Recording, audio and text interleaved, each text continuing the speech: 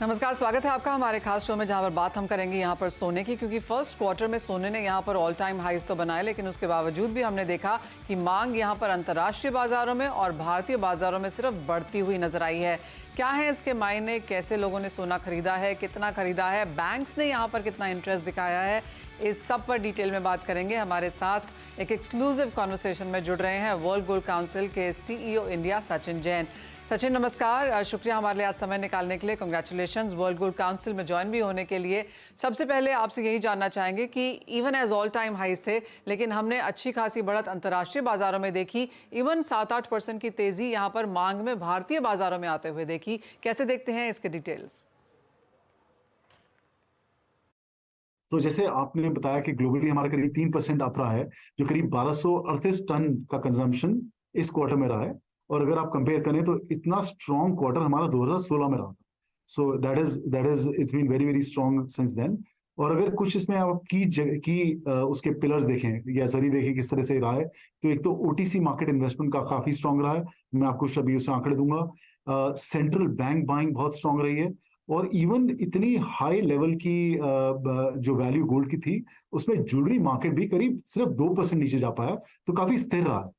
तो ये ओवरऑल रहा है। इसके अलावा एक जो चीज हमने देखी है वो टेक्नोलॉजिकल जो कंजम्पशन गोल्ड का होता है टेक्नोलॉजी प्रोडक्ट्स को लेके, क्योंकि अभी नए माइक्रोचिप्स आए हैं जो चाहे AI लेड, उसमें गोल्ड एप्लीकेशन काफी ज्यादा है और करीब 10% हमने बढ़ोतरी उसमें देखी है। तो ग्लोबली ये सब एक ब्रॉड चीज रही है। और एक ट्रेंड हमने वेस्टर्न और ईस्टर्न मार्केट के प्रति देखा कुछ समय पहले, अगर आप देखें तो जब भी रैली ऊपर की तरफ होती थी तो वेस्टर्न मार्केट इन्वेस्ट करते थे। अगर ईस्टर्न मार्केट देखें, इंडिया में हुआ, चाइना में हुआ, जब प्राइसेस थोड़े नीचे होते थे या ऊपर नीचे नीचे की तरफ जाते थे तो इन्वेस्टमेंट बढ़ती थी या खरीदारी बढ़ती थी। फॉर द फर्स्ट टाइम इस क्वार्टर में हमने ऐसा नोटिस किया है कि ये जो एक ट्रेंड है रिवर्स हुआ है। As the price was going up, तो जो ETFs हैं जो वेस्टर्न मार्केट्स के, उन्होंने इनकैश किया है। और हमारी तरफ जो ईस्टर्न वर्ल्ड में है, ये as the price is gone up, the investment और इस पे एक सर्जेंसी आई है। तो ये ब्रॉड चेंज हमने देखा। अब थोड़ा सा इंडिया के बारे में बात करते हैं। तो इंडिया में हमारा जो पहला क्वार्टर रहा है, ये करीब 136 टन की हमने कंजम्पशन करी है, जो करीब 8% ज्यादा रहा है सेम क्वार्टर लास्ट ईयर से, जो उस समय करीब आप समझिए कि करीब 126 टन के करीब था। लेकिन क्योंकि वैल्यू ऑफ गोल्ड काफी डिफरेंट है दोनों सालों में, तो जो ये ग्रोथ हमने देखी है वो इसके जो नेट हमारा जो वैल्यू निकली है गोल्ड की, वो करीब 75,470 करोड़ का बिजनेस हमने पहले क्वार्टर में देखा इंडिया में in the first quarter, which compare to the last year has been about 20 to 21% up. So value wise काफी हमने ज्यादा बढ़ोतरी देखी। ज्वेलरी में करीब even with the prices going up, और आपको शायद याद हो कि फरवरी में प्राइस एक डिप आया था, तो एक नेट जो क्वार्टर में हमने देखा करीब 4% बढ़ोतरी हमने इसमें देखी, जिसमें करीब 95.5 टन की कंजम्पशन ज्वेलरी में रही।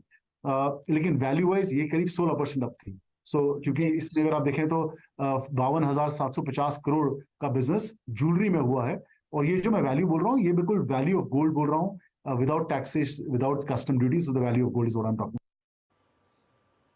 एब्सोल्युटली, जैसे आपने कहा सचिन, बहुत बेहतरीन नंबर्स देखने को मिले हैं, लेकिन एक नंबर जो एब्सोल्युटली स्टैंड आउट करता है वो है इन्वेस्टमेंट डिमांड का। इवन एज सोने में हमने ऑल टाइम हाईज यहाँ पर बनते हुए देखे और पिछले साल के मुकाबले तो बहुत ज़्यादा तेजी आते हुए देखी। उसके बावजूद भी इन्वेस्टमेंट डिमांड भारतीय बाजारों में 19% तक चढ़ी है। एंड क्लियरली जिस तरह से भाव बढ़े हैं, लोगों ने तो लिया ही है, लेकिन काफ़ी सारे फाइनेंशियल एडवाइजर्स, पोर्टफोलियो एडवाइजर्स ने भी कहा है कि अब सोना आपके पोर्टफोलियो में होना ही चाहिए। जिस तरह का सेफ हेवन बैकिंग वो इसको यहां पर देता है। 19% के आंकड़े को आपने कैसे एनालाइज किया? नहीं, बिल्कुल। और मनीषा, आपने बहुत अच्छा बोला कि और जबकि आपने बोला कि investment of bars and gold coin, दो अगर देखें, bars and gold coin itself करीब 19% वेट में बढ़ोतरी रही है। और अगर आप वैल्यू वाइज देखें तो करीब 22,750 करोड़ का इसमें इन्वेस्टमेंट आया है, जो वैल्यू वाइज करीब 32% ज्यादा रहा है पिछले क्वार्टर से।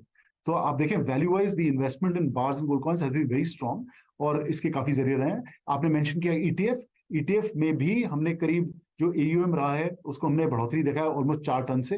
तो it is overall a very robust time. And why is that? अगर आप पूछे क्यों ऐसा, तो जो स्तंभ है, जो एक एनवायरनमेंट है जिससे गोल्ड के प्राइस का असेसमेंट होता है, इज बीइंग वेरी स्ट्रांग।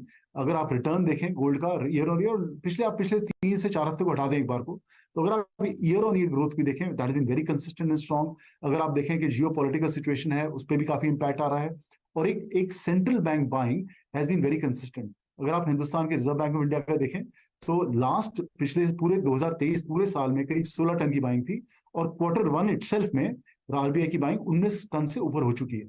और जैसे आरबीआई गवर्नर ने अनाउंस भी किया था कि उनकी एक कंटिन्यूस बाइंग रहेगी इस दिशा में। सो द इन्वायरमेंट जो एक प्रतिशील हम निकल रही है वो कि बड़ा एक फर्टाइल इन्वायरमेंट ऑन गोल्ड है, और हमारा सोचना है कि गोल्ड एक तरह से एक नया गोल्ड होगा from this time on, where जिसमें एक कॉन्फिडेंस, एक ट्रांसपेरेंसी, और अगर आप देखें इवन ज्वेलरी सेक्टर में जो एक चेंजेस हमने एज ए इंडस्ट्री पिछले कुछ सालों में करे, जैसे एक यूएचआईडी आई है, तो हर ज्वेलरी पीस पे आपको एक कॉन्फिडेंस मिलता है प्योरिटी का, वो चीजें अब उसका एक दृष्टि उसकी एक निकल के आ रही है कि उसका इम्पैक्ट क्या है। एक कंज्यूमर नॉट के सिर्फ जो बड़े ज्वेलर्स हैं जो ऑलरेडी काफी ट्रांसपेरेंटली अपना सामान देते हैं, but even small jeweller, tier 3 market, tier 4 markets में एक कॉन्फिडेंस के साथ कंज्यूमर आज खरीद पाता है।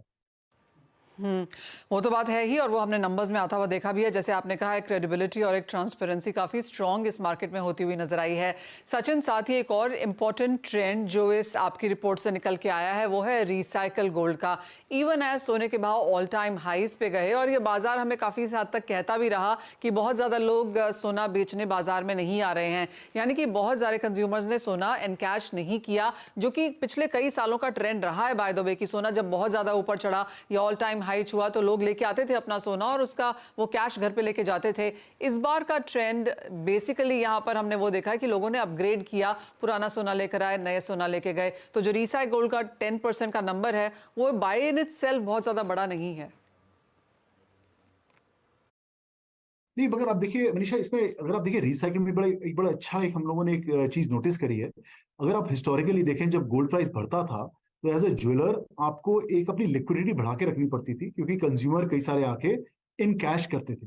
इस बार जो हमने नोटिस करी चीज, वाकई आपने जैसे बोला 10% in volume and value wise much higher recycling is happened, लेकिन अगर उसमें हम एक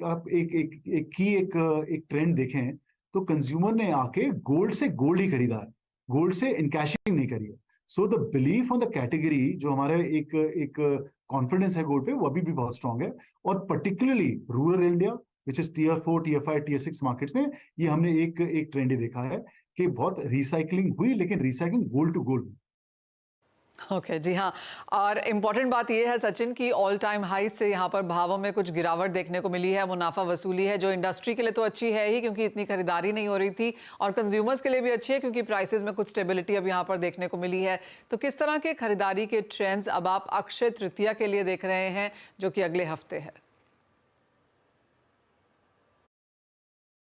आपने बिल्कुल सही कहा मनीषा। अभी क्योंकि हमारे एक प्राइस सेंसिटिविटी रहती है एक इंक्रीज प्राइस पे, हमारा सोचना ये है कि एक कंसिस्टेंट अगर एक मार्केट रहे तो उसमें कंजम्पशन बहुत स्ट्रांग रहेगी। हमारे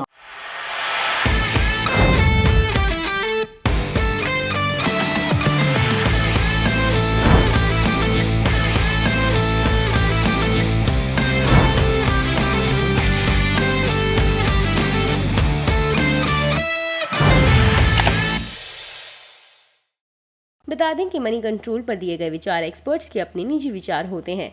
वेबसाइट या मैनेजमेंट इसके लिए उत्तरदायी नहीं है। यूजर्स को मनी कंट्रोल की सलाह है कि कोई भी निवेश निर्णय लेने से पहले सर्टिफाइड एक्सपर्ट की सलाह लें।